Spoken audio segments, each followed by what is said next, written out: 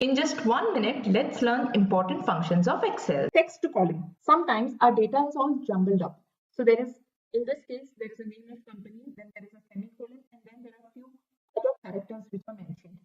Now, if we want to look at this data in different columns, right? What do?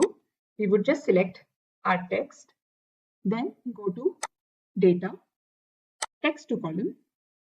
Delimited feature we will use because we are using a common character in all these cells, which is a semicolon. Next, we will select semicolon here. If there are any other characters, you can mention it here.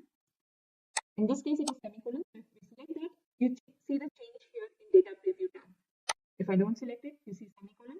As soon as I select the semicolon, it creates a partition there. That means you want to separate this data where there is a semicolon, right? Then go to next, finish. Yes.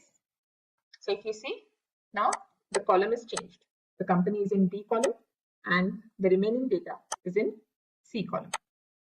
Clear? You can download this sheet from the link given in the description box. Do check out the next video to learn the next function. Thank you.